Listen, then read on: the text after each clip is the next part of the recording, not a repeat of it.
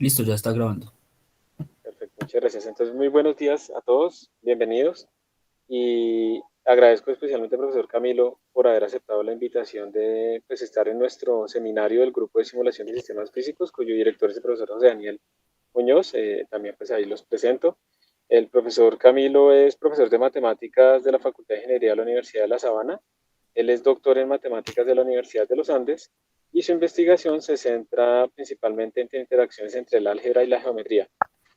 Yo personalmente doy fe del entusiasmo y de la pasión que profesa Camilo por ejemplo, las álgebras y las aplicaciones de la física matemática. A él le encanta todo ese tipo de problemas.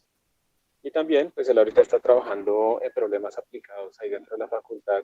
Y hoy nos va a enseñar un poco sobre Phoenix, que es una librería, pues la va a describir mucho mejor, pero es una librería está escrita en C++, pero tiene una interfaz de Python que nos permite resolver problemas de ecuaciones diferenciales parciales de una manera relativamente sencilla, siempre y cuando pues, uno cumpla ciertos requisitos o haga ciertas transformaciones. Realmente es famosa, es muy rápida, es muy potente y pues esto es una oportunidad útil para ver nosotros de primera mano de una persona experta en este tema cómo se puede utilizar esta librería para resolver diferentes problemas. Entonces, profesor Camilo, muchísimas gracias y adelante. Bueno, buenos días para todos. ¿Me escuchan, cierto? Sí, perfecto. Bueno, muchas gracias por la invitación a William. Y bueno, digamos, la idea de hoy es dar una introducción gentil a este universo que se llama Phoenix. Como lo dijo William, Phoenix es una librería de Python que usa Python 2, Python 3, tiene cosas escritas en C++ y bueno, pues está hecha para solucionar ecuaciones diferenciales parciales. Por favor, la charla yo la pensé para estudiantes. El profesor William me dijo que venía mucho estudiante, entonces si hay algún experto o algo, eh, yo creo que todo lo que voy a decir es tremendamente básico.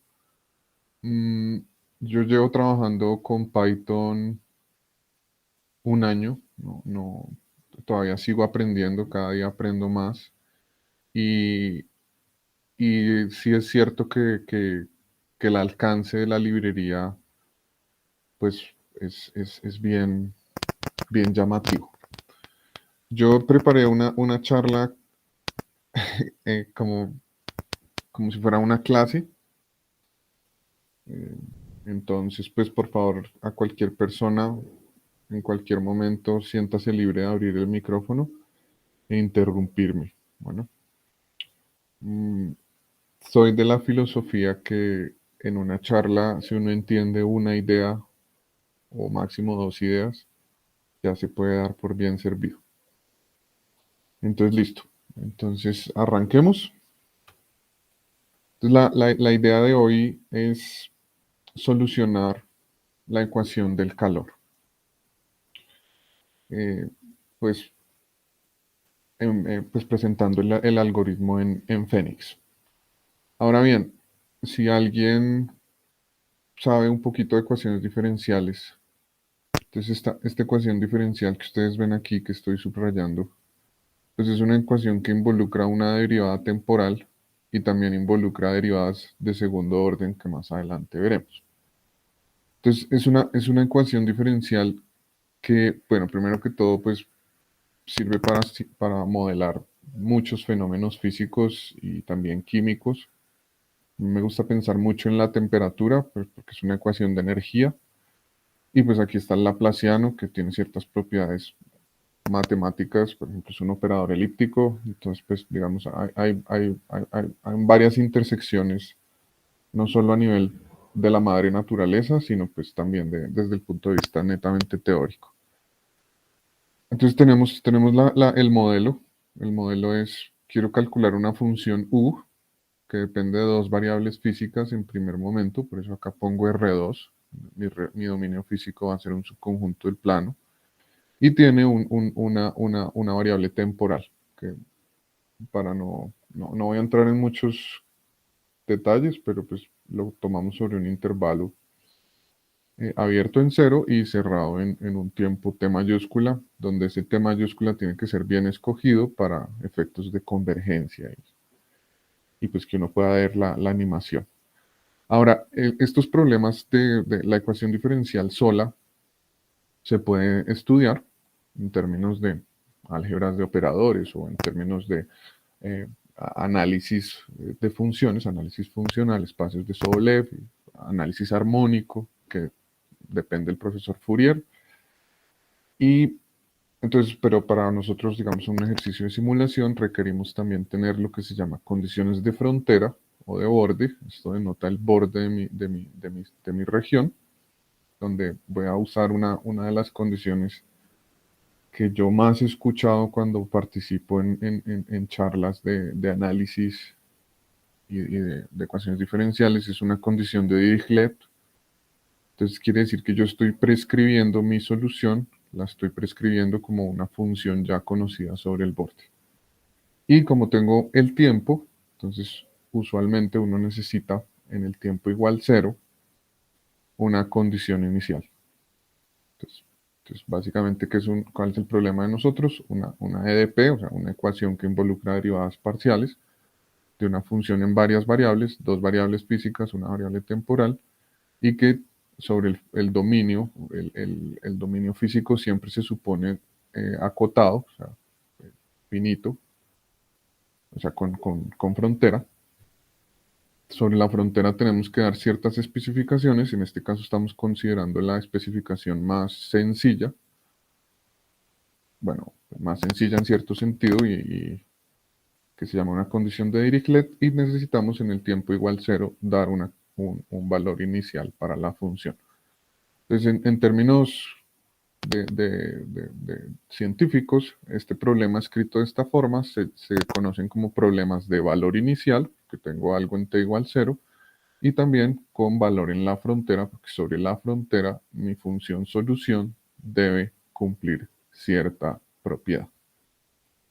En términos físicos o en términos químicos, uno podría pensar que si esto es la temperatura de alguna reacción, entonces yo estoy aislando el fenómeno en el borde de donde estoy analizando el cambio de la temperatura. Esa es una forma de ver la condición de Dirichlet en términos aplicados. Ok, entonces antes de seguir, pues es bueno dar un paso inicial y para solucionar una ecuación diferencial que involucre el tiempo, uno primero debería poder solucionar una ecuación diferencial que no involucre la derivada en el tiempo. A esos problemas se les denomina caso estático, problemas estáticos. Y si uno pues, soluciona el problema estático, después es bueno, es aconsejable, es sugerible, se sugiere pasar al caso dinámico. Entonces, en otras palabras, el caso estático se llama la ecuación de Poisson, que es el caso general de la ecuación de Laplace, y el caso dinámico sería la ecuación de Fourier. Entonces, lo primero que me gustaría hacer es comentar rápidamente qué es la ecuación de Poisson y por qué me llama mucho la atención la ecuación de Poisson. Bueno, porque prácticamente es una ecuación que involucra el laplaciano como operador diferencial, sobre el cual no voy a hablar, pero pues si les interesa pueden buscar sus propiedades espectrales, por ejemplo. Y la ecuación de Poisson, pues como está escrito ahí, está involucrada en conducción de calor, en electrostática, en difusión de sustancias, en torsión de varillas, en flujo de fluidos no viscosos, y también tiene que ver con la ecuación de onda, entre otras. Entonces es una ecuación que aparece en muchos contextos y lo que es sorprendente es que pues, es sencilla, no tiene tantas letras. Entonces, ¿por qué aparece este menos? El menos es importante. No voy a hacer la deducción física, pero lo que ustedes pueden pensar es que la derivada temporal es cero y paso a restar el laplaciano. Eso es mirar un flujo, pero bueno, no lo voy a hacer de forma ultra formal. Al final voy a dar las referencias. Pero entonces esta es la ecuación de Poisson sobre un dominio dos dimensional, un rectángulo, pueden pensar, un círculo, y sobre sujeto a que sobre la frontera de mi región la función va a estar prescrita por una condición de Dirichlet. Entonces, bueno, yo no le pregunté a los estudiantes, disculpen en qué semestre están, pero voy a suponer que todos vimos cálculo vectorial alguna vez o un curso de ecuaciones diferenciales ordinarias. Entonces, el laplaciano es la divergencia del gradiente. Y si ustedes lo calculan, pues les da esta expresión de aquí. La segunda derivada de u con respecto a x más la segunda derivada de u con respecto a y, suponiendo que u es una función de xy. Entonces, ese es el laplaciano y f se conoce como el término de fuente y u sub d es una función que viene a tomar el papel de condición de frontera. Y lo que queremos hacer es aproximar o dar una, sí, aproximar la función u numéricamente.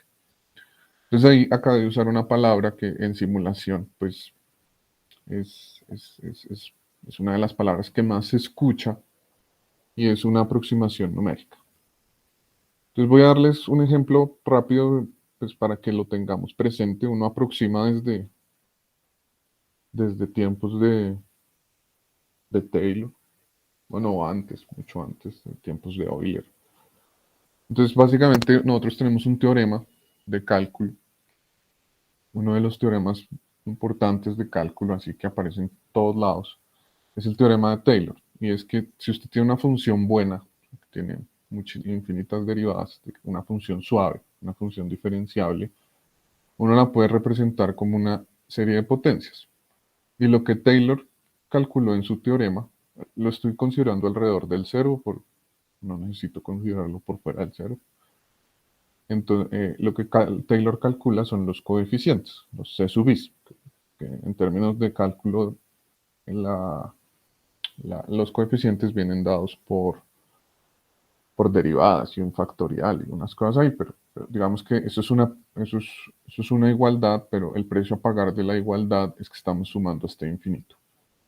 Lo que quiero resaltar de esta ecuación de aquí es que podemos pensarlo en términos de álgebra lineal, y tenemos una base de polinomios, que son las potencias de x a la 0, x al cuadrado, x a la 3, etc. Y con esa base estamos escribiendo una combinación lineal, es decir, número por elemento de la base más número por elemento de la base, pero es una combinación lineal que está en un álgebra, en un espacio vectorial, perdón, de dimensión infinita, que son los espacios de funciones. Entonces ese es el teorema de Taylor, y lo que uno hace usualmente es los polinomios de Taylor, es decir, uno trunca la serie dependiendo de los grados de libertad que uno necesite, es decir, cuántos polinomios uno quiere.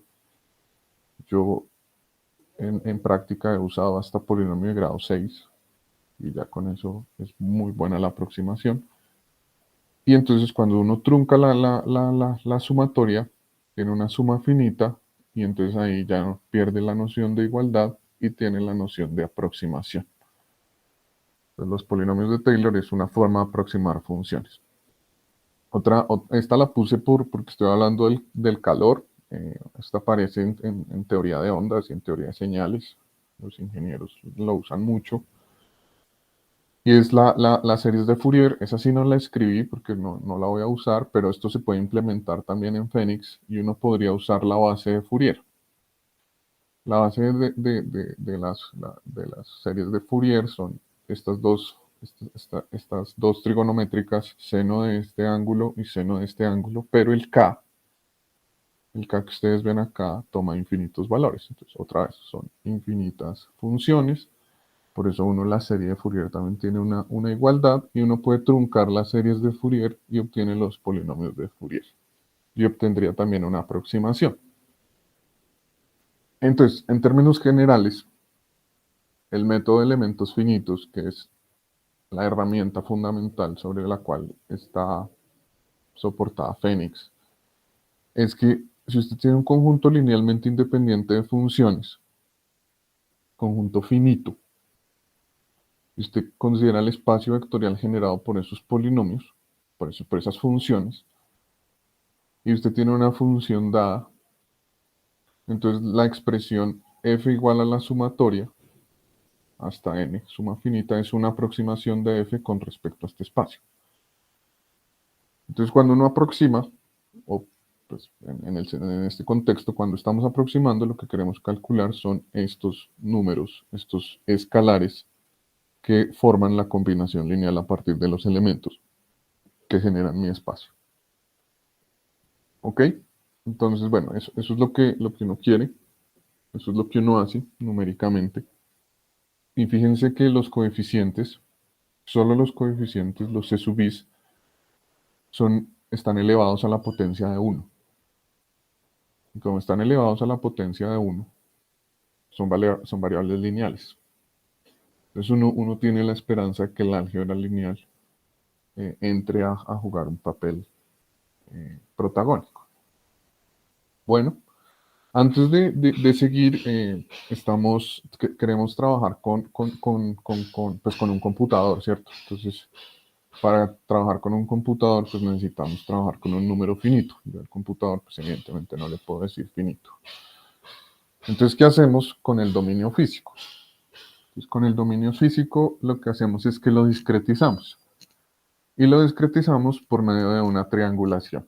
Entonces, primera pregunta, ¿por qué triangulación? Respuesta rápida, por efectos de convergencia y de complejidad algorítmica.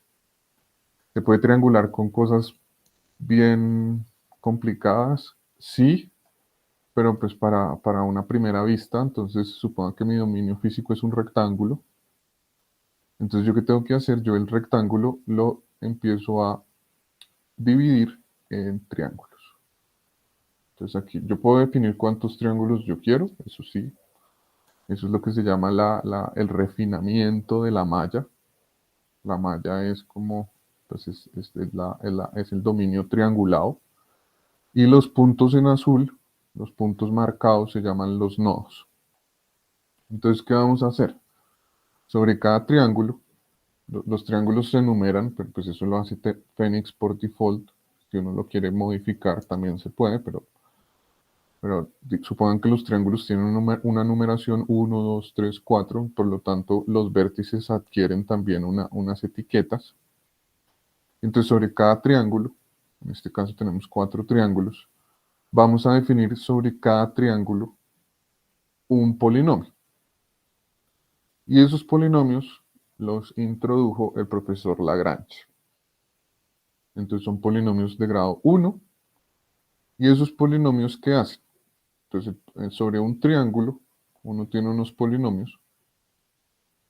Y esos polinomios en cada vértice, o sea, por cada vértice, esos polinomios valen 1 y por fuera del triángulo que le corresponde al polinomio son 0.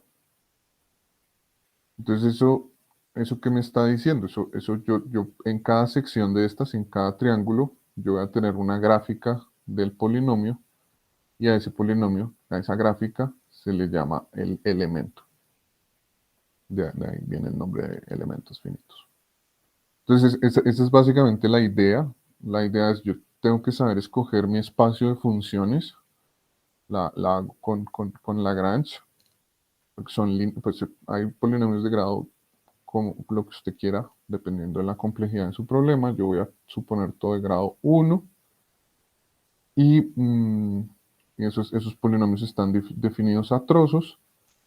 Y sobre cada triángulo vamos a tener la gráfica a lo cálculo vectorial, al cálculo multivariado. Entonces usted tiene una gráfica de una función sobre un dominio y esas son las figuritas que esas son las gráficas de las aproximaciones dependiendo de los números por los cuales voy multiplicando y me van a dar la aproximación de la función.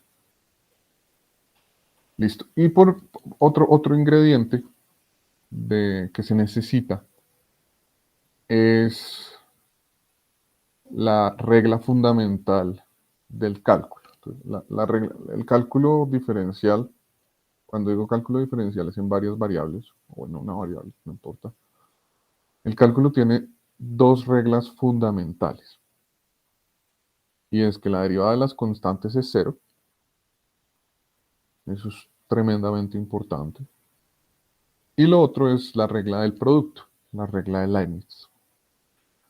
Entonces, ¿qué nos dice? Pues, ¿cuál es la derivada de un producto?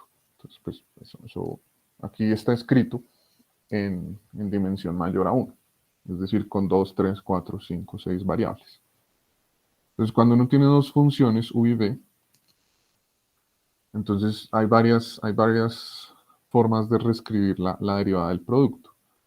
La que nos sirve a nosotros es calcular la divergencia de un campo gradiente que tiene una multiplicación de otra función. Este triángulo al revés es nabla, el operador nabla es el gradiente de la función, es decir, es el vector de derivadas parciales. Entonces, cuando ustedes hacen la divergencia de este campo, por regla de producto es la derivada del primero, entonces la derivada del primero es la divergencia de una función, es el gradiente, producto punto, el segundo, es como la derivada del primero por el segundo, más el primero sin derivar por la derivada del segundo. Y aquí es donde aparece el laplaciano. ¿Sí? Ahí fue como escribimos el laplaciano, la divergencia de un gradiente. Entonces, este es el laplaciano, esta parte aquí la estoy escribiendo de este lado, y lo que hago es que paso a la de espejo. Entonces nos queda que v por el laplaciano de u es la divergencia de este campo menos el producto punto de estos dos campos gradientes. Y ahora usamos la identidad de Green, y es, usted quiere integrar este pedazo de acá, el v por el laplaciano de u, se lo quiere integrar, de x, estoy suponiendo que estoy integrando en el dominio, una integral doble o triple. Y entonces, pues, ¿qué hago? Pues es la integral de este menos la integral de este. Entonces, la integral del segundo término, el que está restando, se queda tal cual. Pero tenemos el teorema de Gauss, ley de Gauss supremamente aplicada en electromagnetismo, y es la divergencia sobre un dominio dos-dimensional o tres-dimensional pasa a ser la integral de superficie del campo.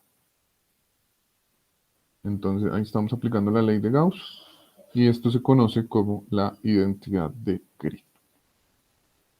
Entonces la integral de este laplaciano multiplicado por esta función v resulta ser la integral de línea o la integral sobre la frontera de el gradiente por v. Esto es lo que tiene, esta es la integral que, por ejemplo, mide el trabajo o mide, bueno, puede medir el trabajo si es de línea.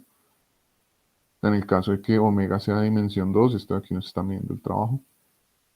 Y este factor de aquí sí sale simplemente por la regla del producto y lo dejamos así.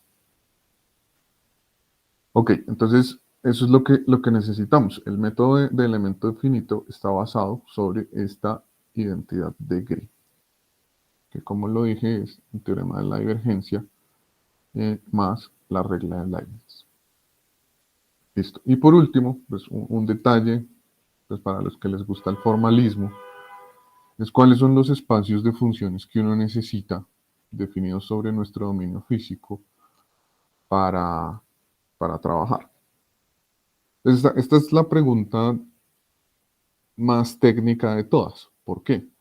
Porque cuando uno va a solucionar una ecuación, pues a uno le interesa que la solución, primero que todo, sea estable, o sea, que si yo modifico un poquito la condición de frontera, la solución se modifique un poquito, y que la solución converja para el caso dinámico. Es decir, que no vamos a tener por allá un blow up, o bueno, eso puede pasar, pero uno quisiera que eso tenerlo bajo control. Entonces la forma científica, la forma matemática, y eso también se ve también en física, es utilizar espacios de funciones cuyo cuadrado sea integrable. Esos son espacios de Hilbert y uno los usa también en mecánica cuántica porque es lo que uno necesita para describir ciertos operadores de creación y de destrucción, de aniquilación. Y uno necesita espacios de Hilbert, pues, buenos. Bueno, ¿por qué espacios de Hilbert? Pues porque uno tiene el producto interno y bueno, tiene ciertas operaciones que uno puede extender del álgebra lineal que uno conoce en dimensión finita. Pero además de los espacios de Hilbert, hay unos espacios que son los espacios de Sobolev. Esos espacios son funciones cuyo cuadrado es integrable, cuyo gradiente también es integrable, y que son espacios que adicionalmente permiten que la derivada sea discontinua. Eso es a nivel teórico. ¿Por qué yo necesito que la derivada sea discontinua? Es una cosa útil. Porque cuando yo estoy en la malla, y yo estoy pasando de funciones de aquí a acá, y acá hay un salto, porque la función está definida a trozos, como el caso de valor absoluto, la derivada no es continua. Bueno, el valor absoluto ni siquiera es continuo en Z, pero, no mentira, sí es continuo, pero la derivada no es continua. Sí, lo dije bien. Entonces, estos espacios de Sobolev permiten eso, están permitiendo funciones de cuadrado integrable, pero que además son funciones cuya derivada es discontinua.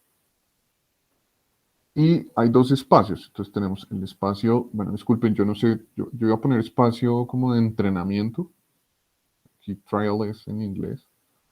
Y son funciones que sobre la frontera valen lo que vale la condición de Dirichlet. Y también tenemos un espacio de prueba, un espacio test. Y son funciones que sobre la frontera se hacen cero. Y la aproximación de nuestra solución va a ser una función que va a estar en el espacio que yo estoy llamando B gorro. Bueno, realmente va a estar en el B sub h, que B sub h es el espacio finito. Entonces, en nuestro caso, el B sub h, donde va a existir la solución, es el espacio vectorial generado por n grados de libertad, se conoce así en el método de elementos finitos, cuántos polinomios vamos a usar, n, entonces esos son los grados de libertad, y van a ser polinomios de Lagrange de grado 1.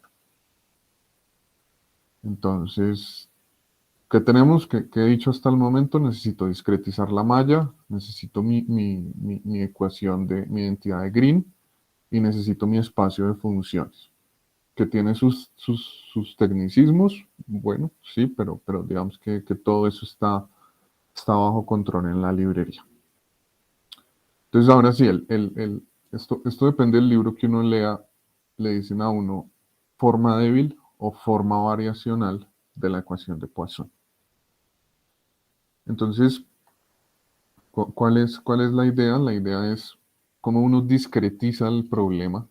Otra de las frases que uno escucha, lee en los libros, y si usted toma una función de prueba, en el espacio de prueba, y usted multiplica toda la ecuación diferencial parcial por b e integra sobre el dominio. Ese método, esa técnica fue introducida por Courant, como en 1940 y algo, y fue formalizada después por un matemático soviético que se llama Garlekin, o Garlekin. Hay muchos métodos numéricos que usan métodos de solución o aproximación de Garlekin. Es el mismo. Entonces, tomamos la ecuación de Poisson, multiplicamos por b e integramos. Y aquí aparece, sacando el menos, aquí aparece la identidad de Green y condición de Dirichlet. Entonces, ¿qué quiere decir la condición de Dirichlet? La condición de Dirichlet nos quiere decir que las funciones test sobre la frontera se hacen cero. Eso es un teorema. Eso no es arbitrario. Eso es un teorema que hay que demostrar y la razón de fondo es para obtener convergencia. Entonces, si ustedes reemplazan 0 aquí sobre la frontera, las funciones test se hacen 0.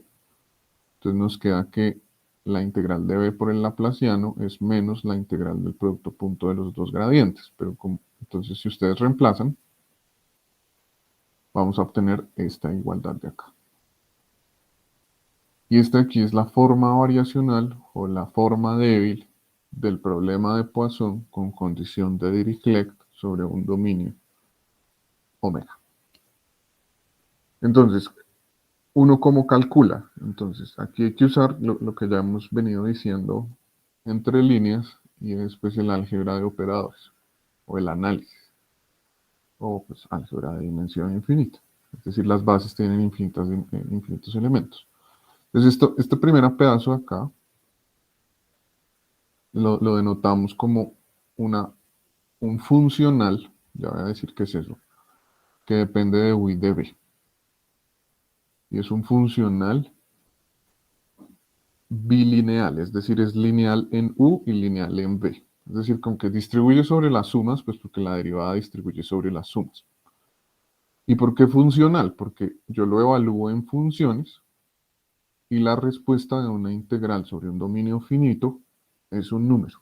Por eso estoy llamando que esto es un funcional bilineal, es porque tiene dos entradas, bi de 2, y en cada entrada por separado es lineal. Y la otra parte de la igualdad solo depende de b.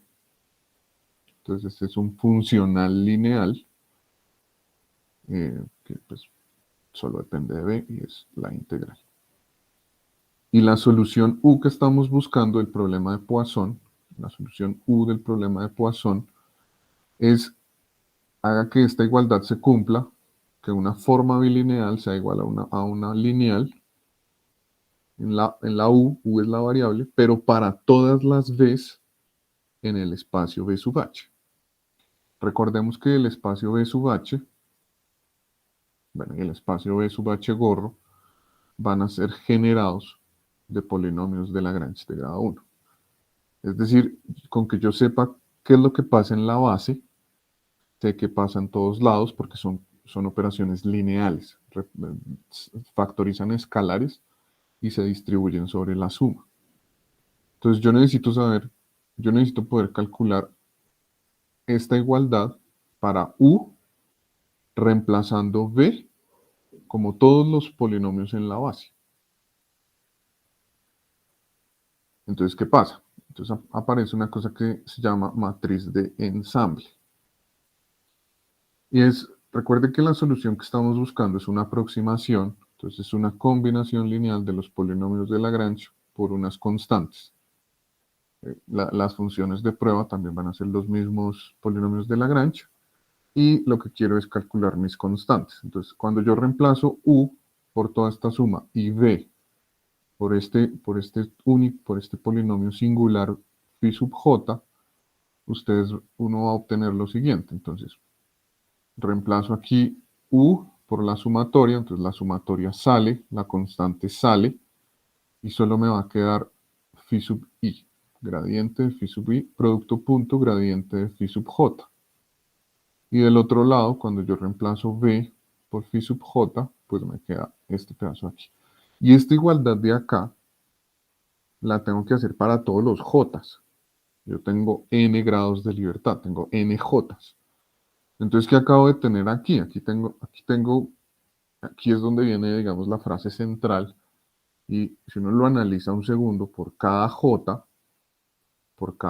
yo tengo la entrada de un vector, b sub j, que es esta integral de aquí. Y si uno lo piensa, pues uno aquí lo que está haciendo es la multiplicación de el vector de las constantes por una matriz que viene dada por esto. Esta es la entrada a la matriz y esta es la respectiva entrada del vector. Si usted suma todo, sobre todos los i's, está haciendo fila j de a, por todos recorre las i columnas de a, y multiplica por, es un producto punto, básicamente. Un producto punto, no, una multiplicación matricial. Entonces, este sistema de aquí arroja el sistema A por C igual a B. Y es un sistema lineal. Es la forma de ensamblar la matriz, el vector de respuestas y codificar el vector de constantes, que en este caso es nuestra incógnita. Y aquí es donde, bueno, esa es la teoría, digamos, ese es lo que hay que saber, no, simplemente, pues no simplemente, o sea, hay cosas profundas de análisis, de que las cosas funcionan en el sentido que las cosas convergen, o sea, las soluciones están aproximadas a las soluciones analíticas, o sea, que las cotas de los errores son pequeños. Y cuando ustedes tienen esta caja de acá, A por C igual a B, la pregunta es cómo solucionar C.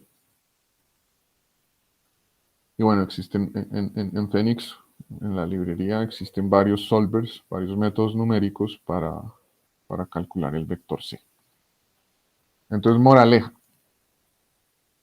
En Phoenix yo tengo... Ah, bueno, otra cosa bueno, la voy a decir acá de una vez. Moraleja y motivación. En Phoenix, el código es prácticamente igual a como uno se expresa en matemáticas. Entonces, si alguien alguna vez ha tenido que enfrentarse al código de MATLAB de elementos finitos, sugerencia clave, compárelo con el código que vamos a ver hoy. Entonces ahí uno ya también ve una posible motivación de poder entrar al universo Fénix. Entonces los pasos a seguir, que pues, yo traje preparado obviamente, es definir el dominio, la malla, definir las condiciones de frontera y la frontera en Phoenix. Después definir el espacio de funciones, que es el polinomio de Lagrange de grado 1. Hay un catálogo extenso de posibles tipos de elementos que usted quiera considerar. No solo hay Lagrange, hay de Hermite, hay de Bernstein, hay de muchas formas, hay varios elementos. ¿Por qué? Pues porque la complejidad del problema también a veces lo requiere. Después tenemos que declarar las funciones de prueba y de ensayo. Tenemos que codificar o escribir la forma variacional. Y por último, ya empleamos el solver. Uno debería calcular el error. Yo no lo voy a hacer. Pero bueno, pues voy a dar la referencia donde lo pueden mirar. Es el error, pues el error en el espacio de funciones respectivo. Y pues, los temas de convergencia. Después vamos a guardar el archivo y vamos a graficar la solución y la malla en ParaView. Otra cosa importante, y digamos, por eso fue que en el grupo, a los ingenieros que yo les doy soporte, que es Manuel Figueredo y Marta Cobo, ¿por qué usamos Phoenix o por qué ellos querían usar Phoenix? Porque Phoenix es una librería de Python y Python es open source. Entonces, Phoenix lo puede usar cualquier persona, no hay que pagar. Entonces, es una ventaja. Y para Vue también es un software open source para graficar, para hacer gráficas de alto rendimiento. Ya voy a explicar qué quiere decir eso. Entonces veamos el código, dice mi diapositiva, pero hasta el momento quisiera preguntarles si es claro lo que estoy diciendo o nada que ver, o no sé. Bueno, para mí todo ha sido muy claro, pero no, Ok, sí, ¿quién más? Sí, todo bien hasta ahora por acá también. listo, súper. Entonces vayamos al ejemplo, a los primeros ejemplos. Yo pues vuelve y juega. Uno ¿cómo hace para probar el software? Pues toma un ejemplo fabricado. Esta es la solución real de este problema. Y pues porque esto básicamente aquí da 2 y aquí da 4, entonces da 4 más 2 da 6, da menos 6, entonces pues esta es la solución real, la solución analítica. Pues, eso casi nunca pasa, ¿no? O bueno, la solución analítica es una serie de Fourier o una serie de Taylor o una serie de Laurent si uno está ya en contextos de números complejos, pero digamos aquí el ejemplo es fabricado para, para ver si lo que estamos haciendo está bien. Entonces tenemos menos Laplaciano de u igual a menos 6, o sea, la función fuente es menos 6. Tenemos el dominio físico que es 0,1 por 0,1, es decir, un cuadrado unitario. Esto es variable en x, variable en y. Y la condición de Dirichlet, aquí ustedes la ven, es sobre la frontera de este cuadrado. Estoy prescribiendo que mi función debe ser esta. ¿Listo?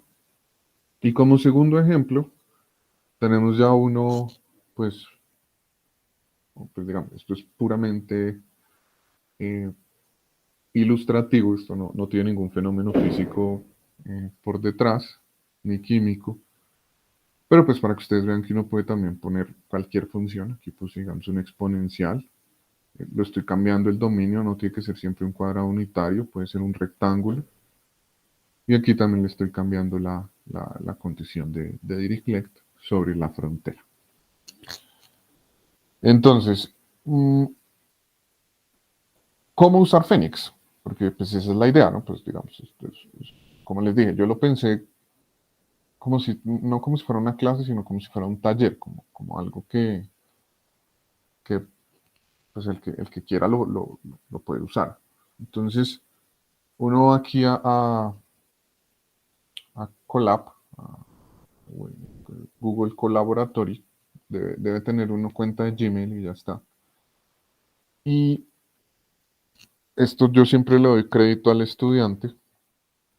En una clase yo, para empezar a dictar el curso, les dije, necesitamos poder usar Phoenix en Windows.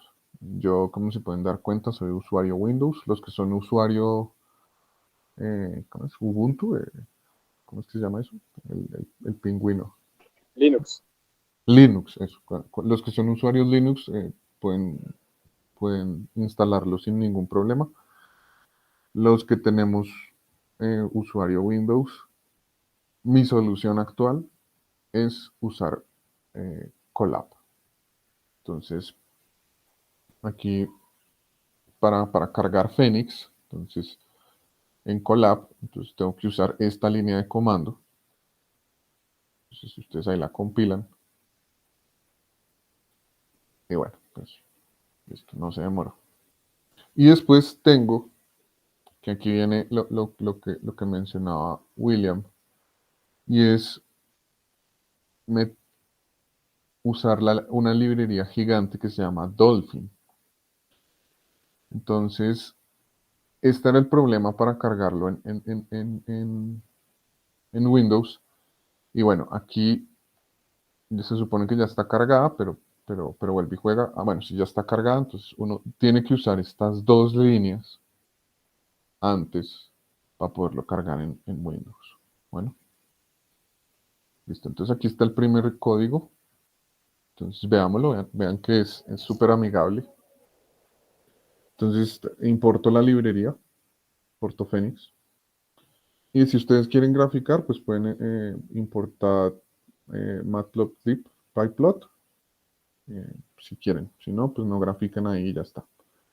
Entonces viene el código, crear la malla y el espacio de funciones. Entonces recuerden que era un cuadrado unitario. Recordar que era este cuadrado unitario. Entonces le digo simplemente unit square.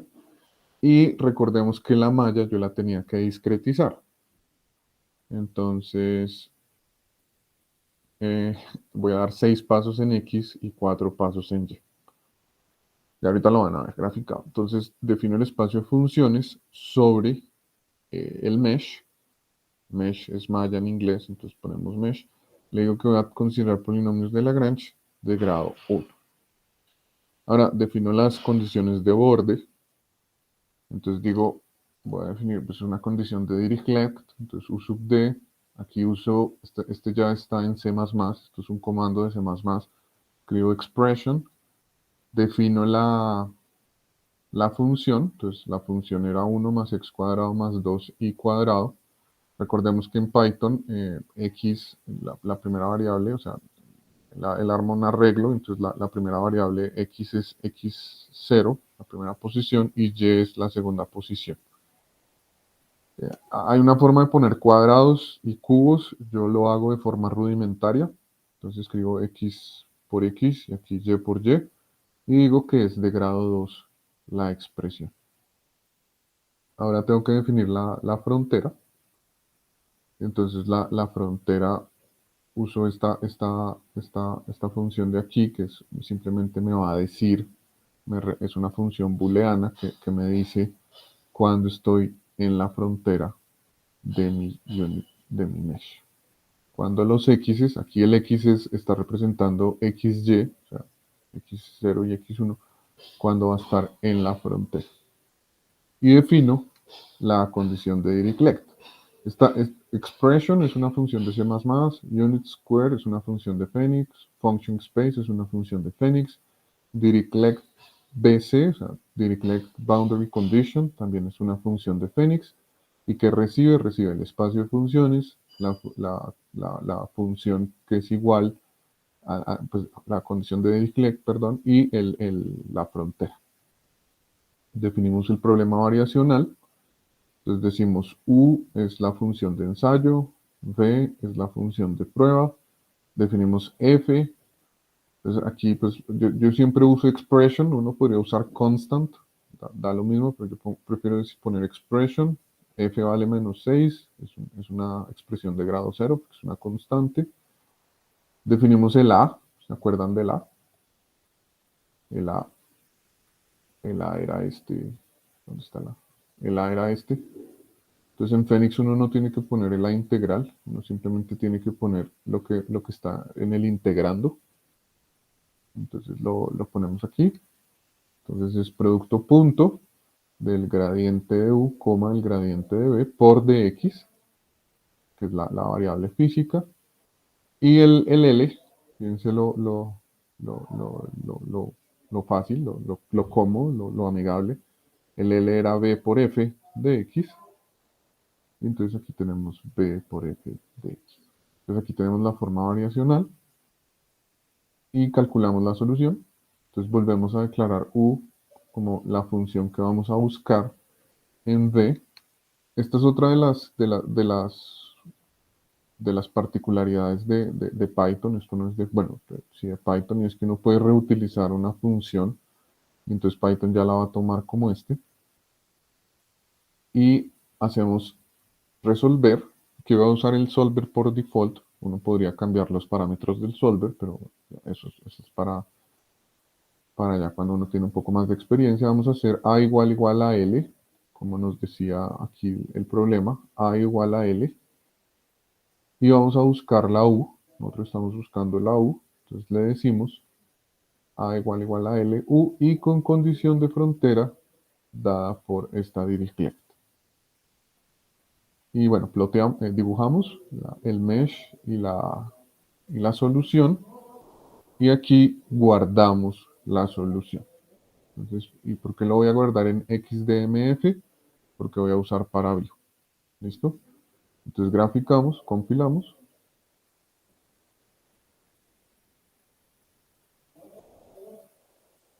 No sé por qué se está demorando. Ya, listo. Se calculó. Y aquí está la solución. Entonces ustedes ven 1, 2, 3, 4, 5, 6 cuadrados, 6 pasos en la dirección de X, 1, 2, 3, 4 cuadrados en la dirección de Y. Triangulamos la malla. Esta es la triangulación por default que uno puede hacer. Uno la puede cambiar, pero requiere unas líneas de código adicionales. Y lo que tienen aquí es las líneas de contorno o el mapa de contorno de la solución sobre el cuadrado. Esa es la ecuación de Poisson para el problema que acabamos de poner. Y para el segundo problema,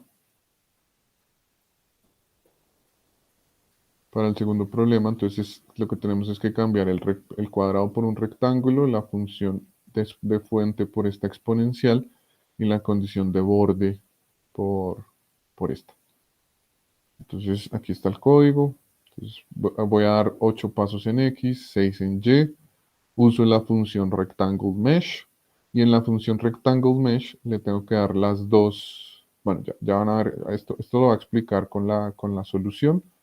Le digo que voy a dar n sub x pasos en la dirección de x, n sub y pasos en la dirección de y. Definimos el espacio de funciones. Definimos la condición de frontera. Igual, lo único que cambiamos es la expresión. Le ponemos de grado 3, pues porque es una expresión de grado 3. Y aquí está la f, que sería el cambio. Entonces podemos usar exp. Y le ponemos que es de grado 1 porque las x arriba están de grado 1.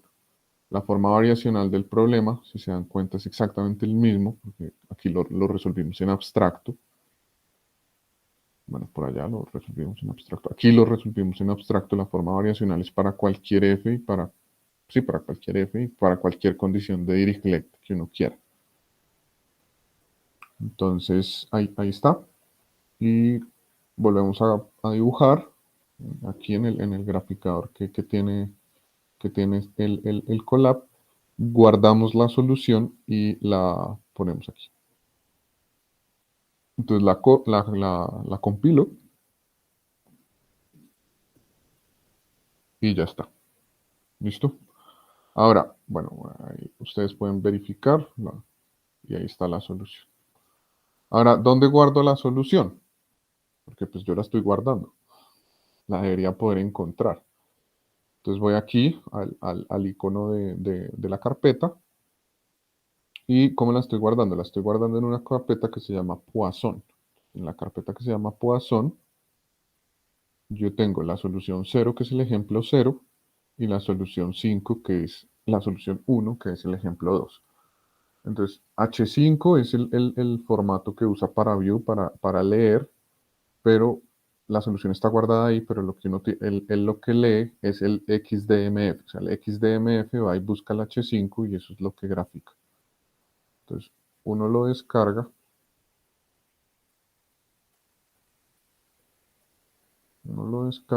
Rápidamente.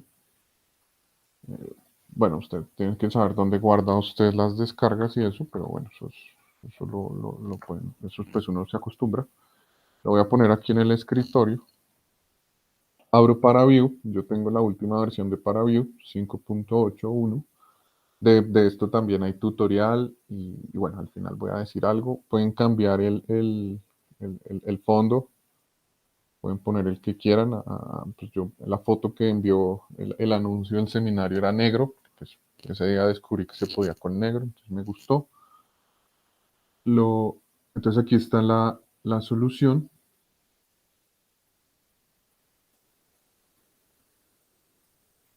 Yo las guardé ahí.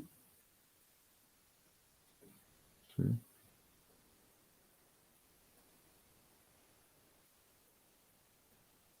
¿Por qué está esa? Oh, bueno, abro el XDMF. Ustedes pueden, bueno, vuelve y juega. Uno tiene que leer qué es lo que hace cada cosa. Voy a usar este lector. No, esa no es la solución que yo quiero. Pero está en el escritorio.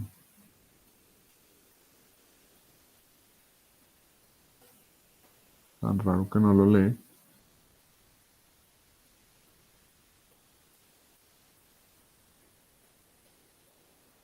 Ah, yo practiqué antes, pero no me funciona.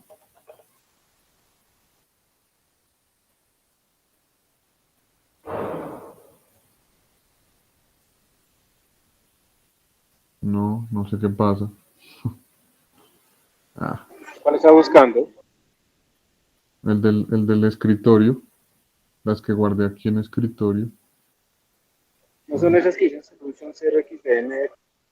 Sí, pero no me las está leyendo aquí en el Las está paraview. leyendo juntas. Las está leyendo juntas porque como tiene el 0 y el 1 las ve como una serie de tiempo. Si quieres le puede dar a la flechita que está a la izquierda de donde dice Solution y Ah, ahí sí. está individualmente. Gracias. Listo. Gracias, Willy. Entonces, el XDMF, gracias. Leo esta. Entonces ahí ya está cargada. La abro. Y ahí está la solución, como la que veíamos en Phoenix. Entonces, uno, ¿por qué usa este graficador? Pues bueno, pues, tiene varias opciones. Pues, a mí me gusta el color Jet. Pueden usar también el, el Cold and Hot, bueno, el que quieran. Yo voy a usar el que me gusta. Y la idea es dibujarlo, así es como nos lo presenta Phoenix. Pero entonces podemos venir aquí, le damos Add Filter, Alphabetical y le damos Grab by Scalar. Abrimos esta, le ponemos aquí en Scale Factor, pónganle 0,2 para que la escala de las soluciones sea igual. Y aquí viene la cosa. Entonces, ahí está la solución. La voy a alejar un poco. Y también le podemos dibujar el dominio.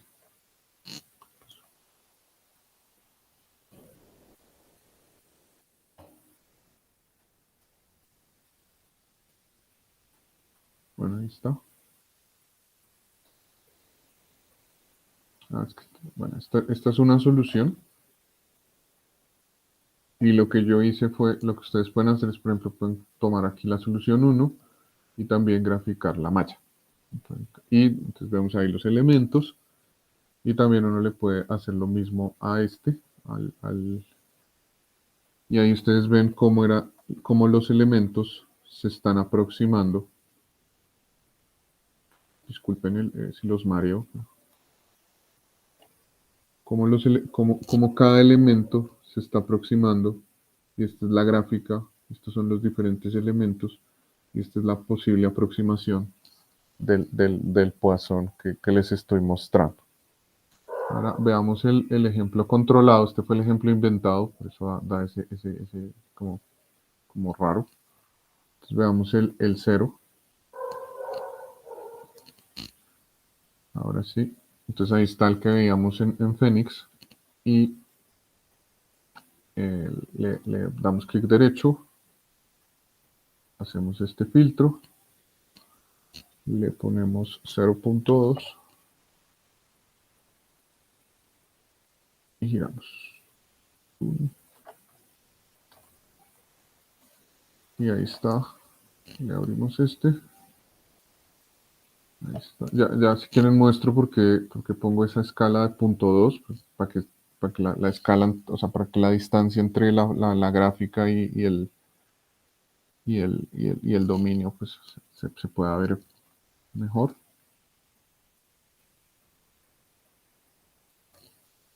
Y ponemos los elementos, ahí están. Y ustedes ven que sobre cada elemento estamos, mm, estamos obteniendo una aproximación. Esa es la solución de Phoenix. Bueno, entonces pues uno la puede mejorar, pues digo, uno la puede decorar como uno quiera, puede cambiar la escala, puede darle nombre a la leyenda, todas ese tipo de cosas. Y bueno, ese era el primer ejemplo que les quería mostrar. Pues, es como el ejemplo, como dicen en programación, este es el Hello World de Phoenix, solucionar esta ecuación de Poisson. ¿Listo? Ok, listo. Y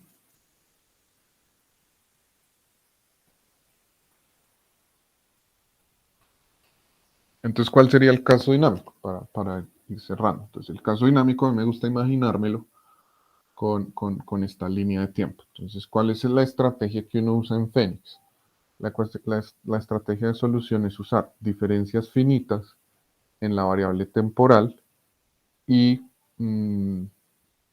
entonces diferencias finitas en la variable temporal es tener t sub 0, t sub 1, t sub 2, t sub 3, t sub n hasta t sub t, y en cada tiempo mayor que 0, en cada tiempo, t1, t2, t tal, voy solucionando un problema variacional. Entonces, aquí en t1 soluciono el problema, la ecuación de Poisson, porque ya no tenemos tiempo, ya está discretizado. Solucionamos un Poisson, solucionamos otro Poisson, y vamos obteniendo una colección de funciones. Y la colección de funciones, pues, representa la solución dinámica, que es la que uno ve que se va a mover en el graficador. Entonces, lo primero es definir el tamaño del paso, delta t, es el tiempo, t mayúscula, dividido m, el número de pasos, y eso básicamente define, pues, cuánto es la distancia entre t2 y t1 y así en todos, igualmente espaciados. ¿Y cuál es el método de diferencias finitas? O a veces uno escucha que le dicen derivada numérica, y es en el tiempo tn más 1, porque en el que sigue a este, a n más 1. Entonces yo aproximo mi solución, la derivada temporal, yo la aproximo como uno hace en el curso de cálculo. Delta y sobre delta x, donde la y pues es la variable u y la x pues son los tiempos. Entonces aproximamos con el valor en el tiempo que yo quiero menos el valor en el tiempo anterior dividido la diferencia de los t's, que es delta t. Aquí estamos usando el método de Euler hacia adelante. Pues, ¿qué quiero decir hacia adelante? Que la que sigue la calculo con la anterior por efectos de convergencia. Bueno, para obtener siempre soluciones, básicamente. Entonces tenemos, si se conoce la solución u sub n, yo puedo calcular la solución u sub n más 1. Entonces yo necesito la condición inicial para calcular u sub 0, u a la 0, perdón, y teniendo u a la 0 le calculo u a la 1, teniendo u a la 1 calculo u a la 2 y así sucesivamente hasta el tiempo u sub t. Entonces, ¿qué hacemos? Bueno, pues reemplazamos. Entonces aquí lo que voy a hacer es voy a reemplazar en la ecuación del calor, que no la volví a escribir, pero está acá. Vamos a reemplazar acá en la ecuación del calor. Entonces poniendo en el tiempo n más 1, pues ponemos un más 1, fn más 1. ¿Por qué voy a poner fn más 1? Porque f podría también depender del tiempo en el caso dinámico. Pues es legítimo. Hasta la misma condición de borde podría depender del tiempo, en cada tiempo, porque como yo en cada tiempo voy teniendo un problema de Poisson, entonces pues es legítimo pues suponer que, o sea, no hay restricción sobre si el tiempo entra o no acá. Donde no hay tiempo es en t sub 0, pues porque el tiempo es igual a 0. Ok. Entonces, listo. Entonces reemplazamos ahí. Entonces esta es la derivada temporal igual a Laplaciano de un más 1 más f a la n más 1. Entonces este es en el tiempo n más 1 y suponemos que tenemos calculado u a la n.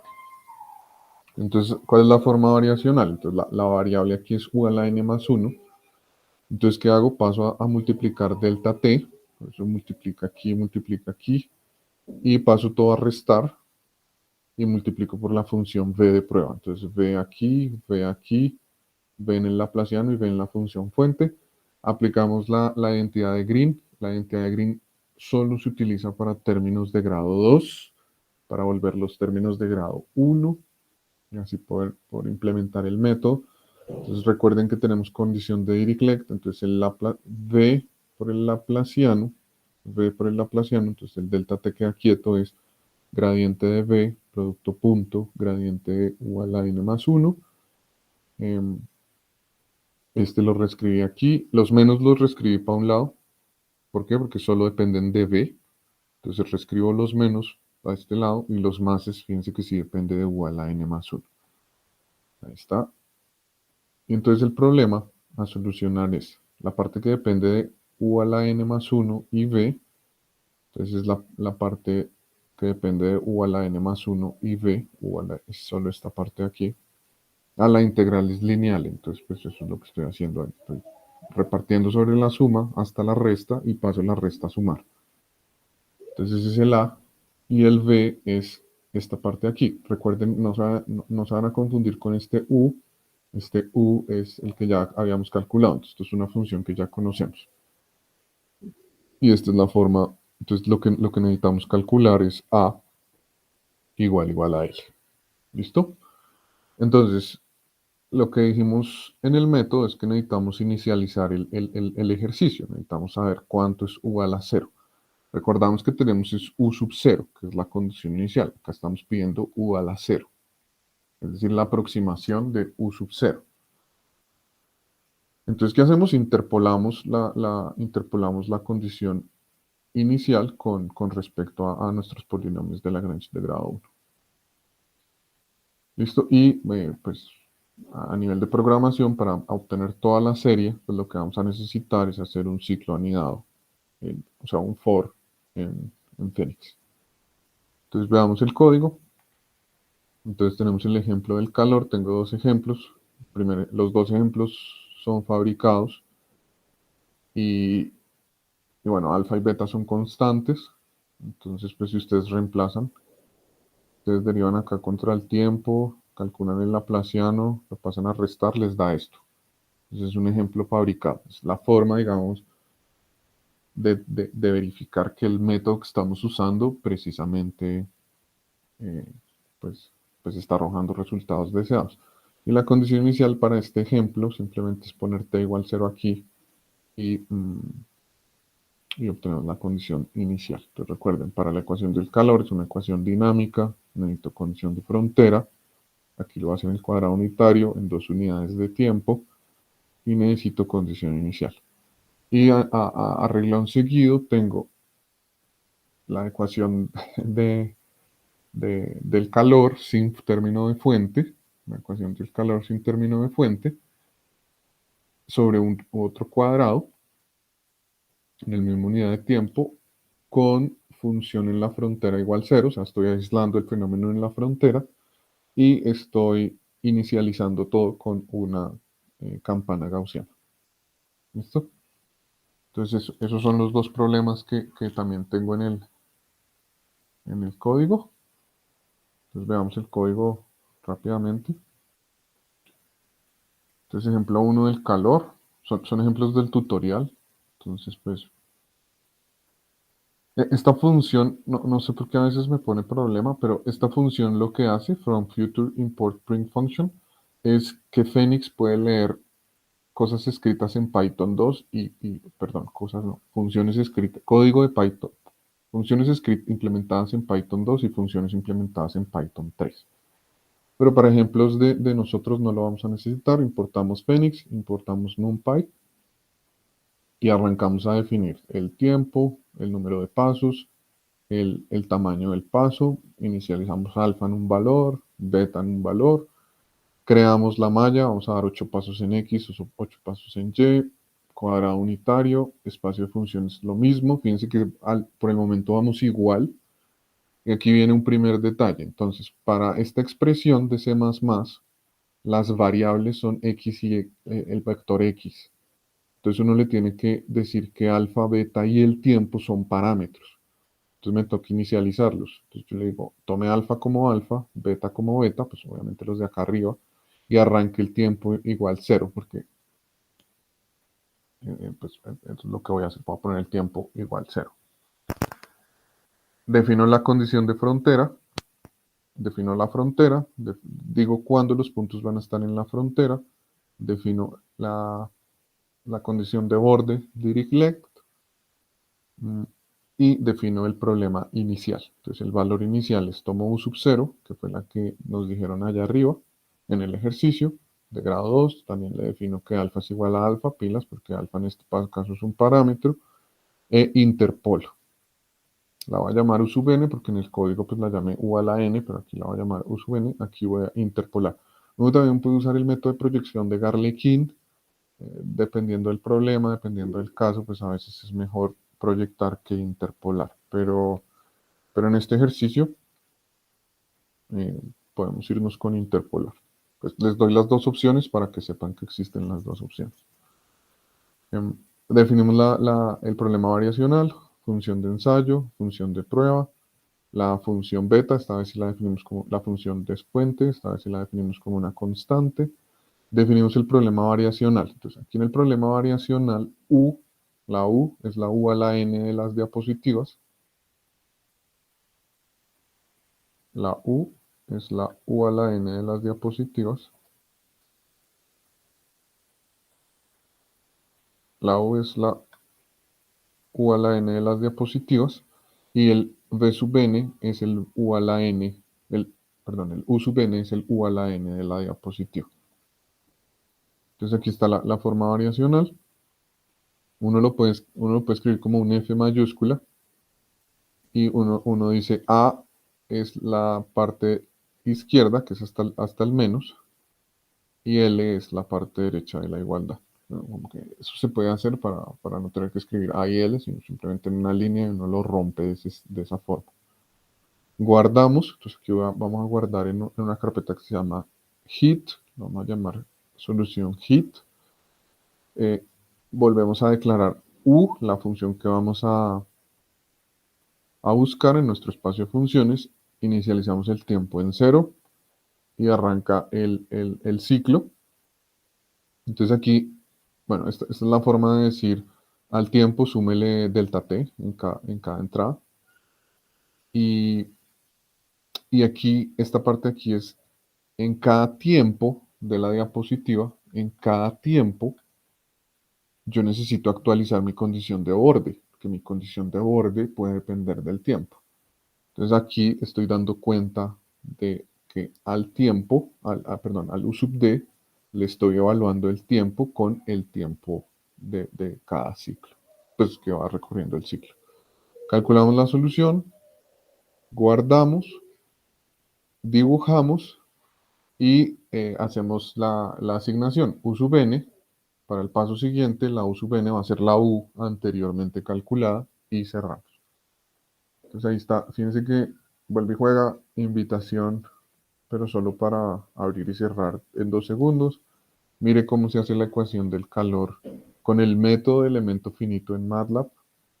Y bueno, de pronto el libro que yo miré era muy viejo y de pronto ya hay funciones que lo hacen en un solo segundo. Pero aquí una de las ventajas es que es muy parecido, si se dan cuenta, es prácticamente lo que estaba explicándoles, pero simplemente lo estoy codificando. ¿Vale? Listo, entonces vamos a correr el otro también. El otro es exactamente lo mismo. El otro es exacto. Aquí sí la gráfica de Python se nos queda corta, porque queremos algo que sea estable, que sea dinámico. Corremos la otra también, igualita. Lo único que cambia es el rectángulo. Ah, bueno, para el rectángulo ya lo explico si quieren. Lo explico con el dibujo y es exactamente lo mismo. Bien, entonces para el rectángulo, ¿qué es lo que hay que definirle? Hay que definir esta esquina de aquí, que es menos 2, y la esquina de acá arriba, que sería 2, 2, es decir, las dos esquinas sobre las cuales uno hace una de las diagonales del rectángulo. Entonces, por eso es que uno aquí pone rectangle mesh. Uno aquí pone rectangle mesh menos 2, que es la esquina inferior, y aquí pone 2, 2, que es la esquina superior. Listo, entonces ya tenemos todo guardado. Entonces una se va en hit, que es esta, y la otra la guardamos en hit Gaussian. Entonces la otra la guardamos aquí y es la normal. Yo hice varios, pero pues por temas de tiempo creo que después de esto voy a parar. Ah, bueno, ustedes me dicen, pero vamos. Entonces, listo, ya tenemos, esa es la parte del Python. Ahora aquí tengo las soluciones. Paso al escritorio. Yo lo hago así, bueno, o sea, yo puedo así, entonces pues lo hago así.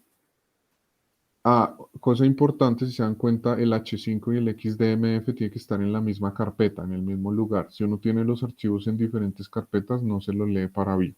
Eso es algo, pues, digamos que puede ser obvio, pero listo. Entonces, abramos la del hit. Listo, fíjense que ahí sí ya se abre la campana de tiempo, la cosita del tiempo. Entonces, esta es la que ustedes ven en Python y la solución dinámica sería esta. Ahí es como está calentándose la placa. ¿Listo? Esa, digamos, es la solución dinámica, la que a la gente le gusta ver. Pero nosotros podemos hacer lo siguiente. Le abrimos aquí un filtro. Voy a cerrar esta. Ponemos escala 0,2. Control. Toma el pelo esta cosa, pero bueno. Bueno, y ahí ustedes la compilan y la solución se va a ir calentando, se va a ir modificando. Es que les pido disculpas, es que a mí esta cosa a veces me gana y ahí está, miren. Disculpen, no es improvisación, es realmente, ¿cómo se dice? Que me gana. Entonces, ahí lo ven, entonces pueden ver cómo se va calentando la placa y cómo va ganando altura la función que ustedes están modelando ¿con qué? Con esta vaina. Ah, ya pude. Bueno, no pude, disculpen. Bueno, ustedes, bueno, disculpen, no pude. Bueno, ahí lo volvemos a ver, solo para el show. Lo vamos a cambiar pongámosle jet. Y ahí ustedes ven el proceso dinámico que se está obteniendo en esa placa. Listo, muy bien. Y ahora la de la campana.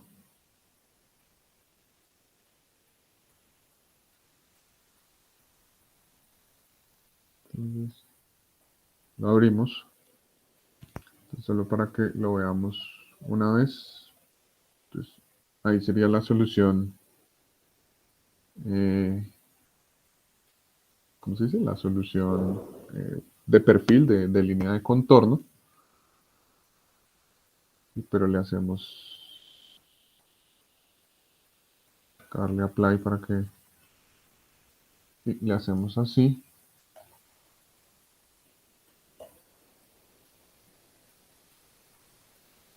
No me mostró la campanita. Así es LAN. Ahí está. Pues ahí está ahí está. Eso era lo que les quería mostrar. Entonces aquí está nuestra, fíjense, la solución está aislada en el borde. Y la condición inicial es la que nos da, digamos, energía. Nos está poniendo el término de calor. Y lo que hacemos es ver cómo se va a... Bueno, voy a cerrar con eso. Cómo es la difusión, digamos, es lo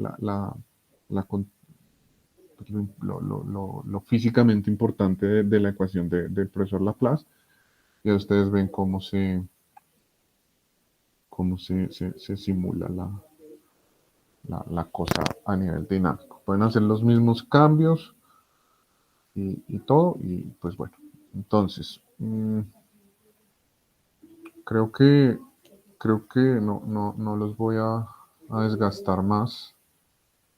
Entonces, bueno, eso era lo que yo había, cumplimos el objetivo, sí, solucionamos la ecuación del calor con un ejemplo prototípico y otro ejemplo fabricado que les muestra ya la solución.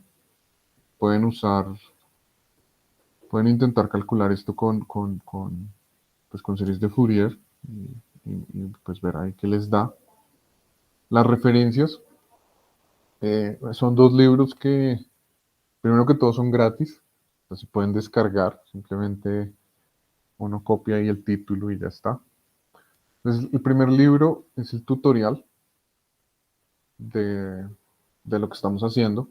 Obviamente dice muchas más cosas y es open source, es de esta parte Springer Open, que son libros para aprender. Estos son los dos padres fundadores de la teoría, perdón, del software, y desafortunadamente uno de ellos falleció. Entonces, pues, bueno, es algo que les quería comentar, como que desafortunadamente. Y el otro gran libro, este ya es el libro de Phoenix Project.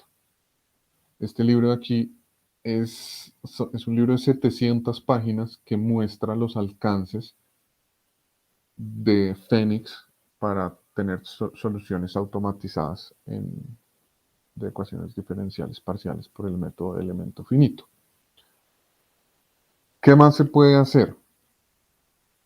Bueno, ustedes pueden llegar. ¿Tengo 5 minutos más o paro aquí, William o profesor?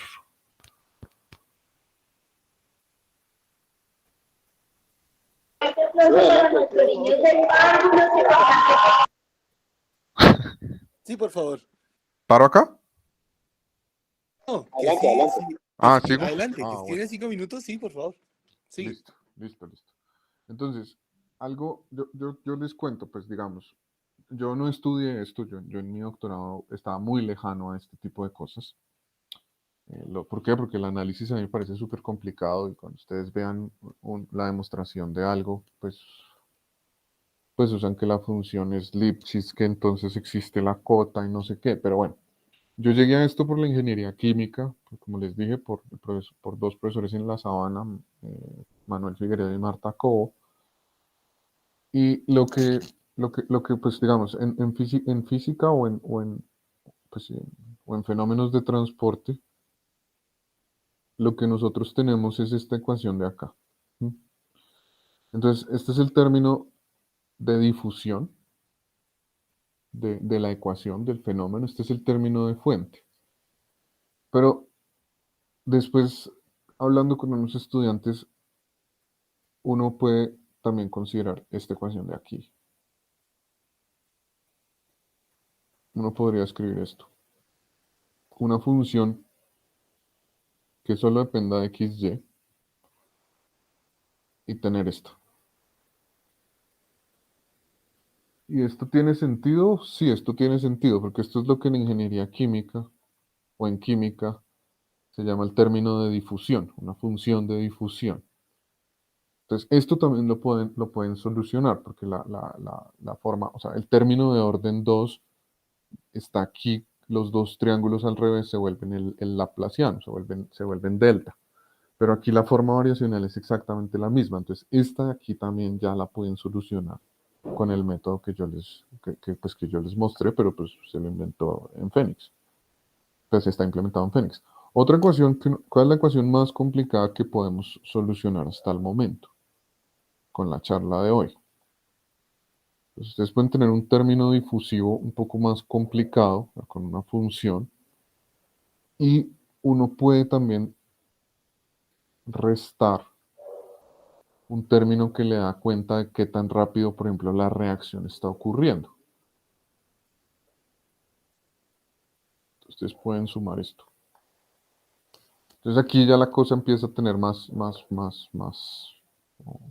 exótica, porque uno tiene término de difusión, término de reacción, porque es como un decaimiento exponencial si fuera de una sola variable, y tiene el término de fuente.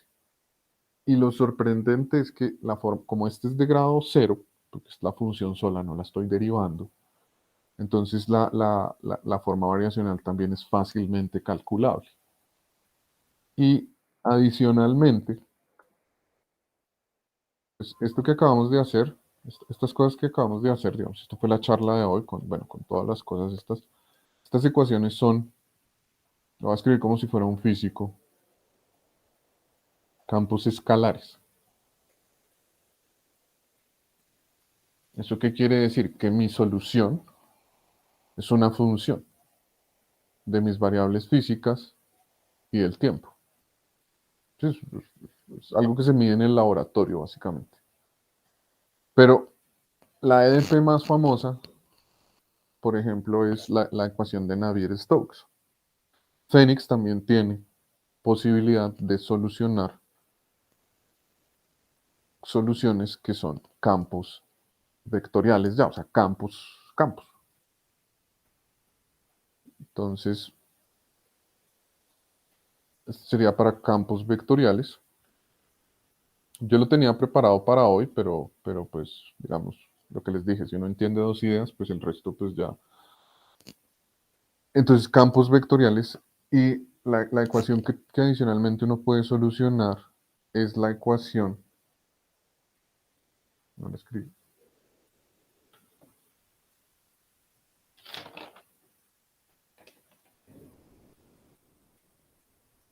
no la escribí. Bueno, sí, es este tipo de cosas. Bueno, aquí, igual a una función. Entonces, donde este de aquí ya es un 2 tensor. Es decir, eso es la forma de mecánica continua que la gente se expresaba hace mucho tiempo, por allá a finales del siglo XIX. Pero esto es como una matriz de 2 por 2. Esto es una matriz. Y entonces el ejemplo que les quería mostrar adicionalmente es cuando ustedes ya tienen vectores, cuando tienen campos vectoriales, uno lo puede meter en R2 o uno también lo puede en R3. Y uno de los ejemplos prototípicos de Phoenix es tomar en R3 y hacer un cálculo que yo no sé si a ustedes los físicos se los pusieron a hacer de forma manual, y es calcular la deflexión, no sé cómo se escribe, deflexión, digamos, de una viga con carga puntual.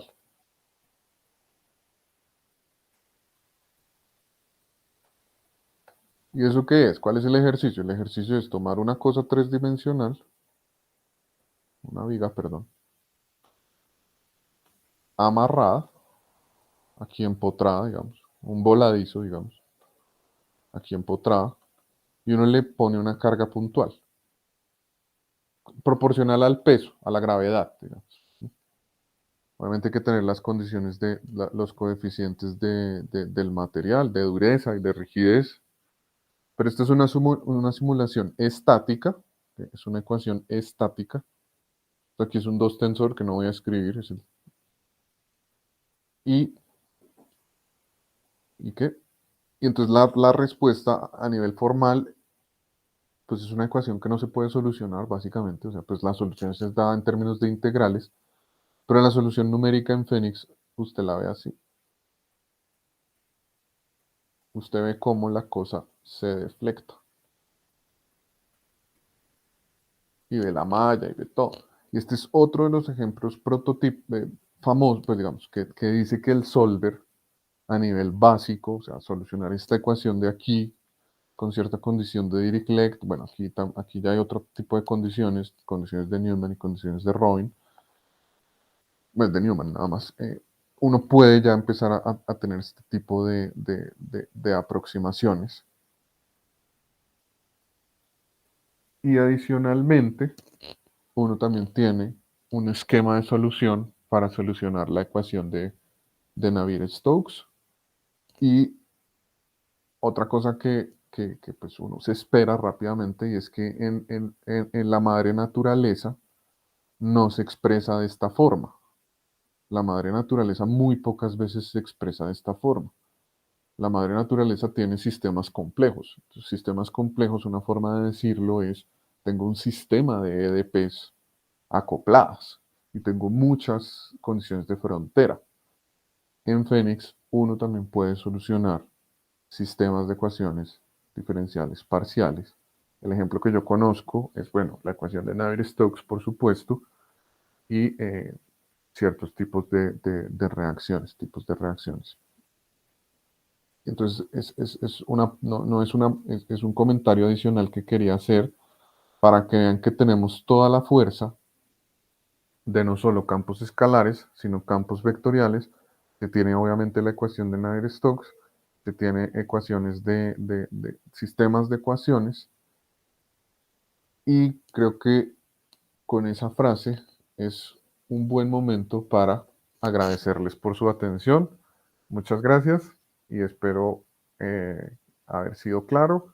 Yo le voy a enviar a William el collab para que él se los comparta o, bueno, él haga lo que quiera, pero creo que sí se lo va a compartir porque adicionalmente William, cuando trabajaba conmigo, me ayudaba muchísimo y fue uno de los que me ayudó a poder hacer Phoenix en Windows. Entonces, pues bueno, William, hasta aquí paro. A todos muchas gracias y bueno, pues espero haberles motivado un poquito el uso de Phoenix. Muchas gracias. Gracias. Sí, muchas gracias, profesor. Fácil de utilizar, ¿no? O sea, sí. Sí, Y una pregunta, ¿se pueden utilizar, o sea, cuando uno sube el orden del polinomio, sí? Por ejemplo, si uno quiere superficies que sean, o sea, funciones que no solamente sean lineales a trozos, sino que también sean, por ejemplo, no solamente continua, sino derivada continua, ¿sí? También se puede hacer. O sea, que por ejemplo, en lugar de pues es utilizar que ese la, ¿sí? la- la derivada continua creo que es que ¿cuál es el problema? Que como en cada elemento yo, o sea, en cada sección yo voy cambiando el elemento, entonces puede que cuando yo las pegue me quede una discontinuidad. Ese es el problema. Pero lo que uno sí puede hacer es tomar polinomios del grado que uno desee. Claro, porque esa es una excelente pregunta. ¿Por qué yo quisiera aumentar el grado del polinomio? Yo quisiera aumentar el grado del polinomio para tener una simulación mucho más rigurosa, tener una presentación mucho más suave de la solución. Y no solo se pueden usar polinomios de Lagrange, hay polinomios de Garlequín, hay polinomios de Hermite, polinomios de Bernstein, todo ese arsenal está en los dos libros que compartí. Si quieren también les puedo enviar la presentación, las diapositivas. Yo la escribí para ustedes, básicamente. Muchísimas gracias. Sí, claro que sí, lo apreciaríamos mucho. Vamos, si nos permite, lo podemos subir en una carpeta en el, en el drive del grupo, dándole obviamente los créditos. Listo, profesor, no se preocupe. Yo le envío todo al profesor William y él se encarga ya de compartirles tanto el collab para que tengan los scripts y la presentación. Cabe resaltar que igual hay un GitHub de Phoenix donde ahí está todo. Ah, ok. ¿Sí? Bien. Ujú. Bueno, Muchísimas gracias, ¿verdad? no, con mucho gusto. Muchísimas gracias, Camilo. Me sirve muchísimo. Ya sé cómo empezar a utilizar Phoenix y de hecho era objetivo estratégico porque lo quería usar en una clase. Entonces es perfecto. De verdad, gracias. A mí me quedó muy claro y entendí los fundamentos. Los métodos de elementos finitos normalmente son un poco complicados de introducir así como de una forma clara y rápida. Eso es como que compiten las dos cosas. Entonces, de verdad, gracias. Muy bueno. Gracias. Listo. Ok, bueno, yo me despido agradeciéndoles. Desafortunadamente, pues fue virtual, pero bueno, pues así toca. Y se me olvidó decirles, también se puede solucionar la ecuación de onda, que esa tocaría hacer diferencias finitas de orden 2 en el tiempo. Esa también se puede bueno, hay un montón de retos, ¿no? De ejercicios que uno puede empezar a hacer y sobre todo compararlo con lo que uno ya sabe, no sé, pues si alguien hace simulación en MATLAB o en FreeFEM o en los software comerciales, pues esta, digamos, es una opción gratis y pues a mí me parece muy elegante, muy, muy, muy, muy cómoda de usar. Sí, porque le mantiene uno el control, ¿no? Sí. Sí. Sí, uno puede entrar además a mirar el solver de verdad, qué es lo que está haciendo, cuáles son los parámetros, cuando la matriz se vuelve una matriz es una sparse, o ¿cómo se dice? Una matriz con muchos ceros y uno puede calcular los errores, la norma L2, uno puede hacer muchas cosas, pero vuelve y juega. Yo escogí un ejercicio que a nivel analítico es difícil, pues digamos, calcular la solución analítica del calor es difícil, es frustrante, y en Phoenix pues es chévere, pues es educativo, se ve. Sí. Bueno. ¿Hay alguna pregunta de ustedes? Carlos Andrés, Yo tengo una pregunta. dale. Fénix, he visto por ahí que se puede usar en paralelo, pero ¿sabes qué tan escalable es? ¿Está diseñado para correr en clústeres gigantes o en un computador normal? No, yo creo que en un computador grande también funciona. También funcionaría. Es más, nosotros la última simulación que hicimos, el postprocesamiento era como de 10 gigas. Solo el postprocesamiento de los datos obtenidos. Sí, sé que se puede en paralelo, eso sí sé que se puede y, y no es tan difícil de codificar. Entonces yo creería que sí es escalable. Le recomiendo que revise el libro, el de 700 páginas, porque al final ellos tienen una discusión en fluidos y en el viento, en ciertos campos, ciertas soluciones que requieren mucha máquina. Entonces, pues sí, la respuesta es sí se puede. Listo, gracias. Y me queda una pregunta más y es sobre el manejo de la librería. O sea, esta librería soporta varios tipos de elementos, por ejemplo, Nedelec, H1, Radiatoma, etcétera. ¿Tienen que usar mallas conformes o no conformes? Y si se puede hacer AMR. Sí, exacto, eso. Para las mallas uno puede, es que no tuve tiempo de hacerla del círculo, pero para hacerle el círculo hay que importar una librería que se llama Mesh y uno puede hacer mallas, uno puede adaptar las mallas a lo que uno necesite. Es más, usted las puede crear. Entonces, sí, en cuanto a mallas hay una flexibilidad enorme y, y lo que le digo, en la referencia hay mucho para investigar y si no, en la página de ellos, phoenixproject.org, y ahí también hay mallas, hay mucho tipo de refinamiento. Es más, uno puede tener mallas que, si usted, por ejemplo, tiene un hueco, no sé, usted quiere hacer campo magnético sobre un tubo, sobre un tubo cargado, quiere ver cómo se está ahí, cómo se mueven los campos. Entonces en su malla usted pues el pedazo de hierro, el pedazo de material, usted no lo considera porque el campo es hacia afuera. Entonces usted crea una malla que tiene un hueco y fuera y cerquita al tubo es supremamente fina, pero alejada ya se dispersa. Y eso se puede.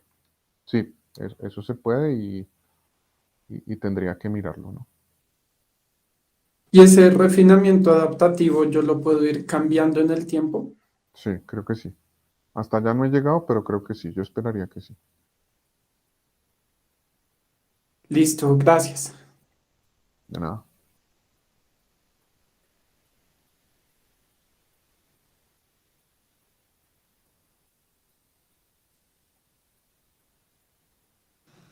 ¿Alguna otra pregunta? Bueno, entonces, muchísimas gracias, profesor. A Todos ustedes. hemos aprendido mucho. Bueno, muchas gracias. Espero verlos en otra oportunidad. De Chao, acuerdo. chao. Sí, chao, es que estén muy Muchas bien. gracias. Chao, William. Hasta luego. Bueno, entonces, nos vemos. Carlos Andrés, María Fernanda, yo tengo cita con ustedes dos. ¿Cuál es, quién tiene clase a las 11? Yo pues estoy en mi casa. En teoría tengo clase, pero hoy no fui. Ok, listo. Entonces, voy a hablar primero con María Fernanda y después contigo. ¿Listo? Listo. Bueno, entonces ya nos vemos. Chaito. Chao.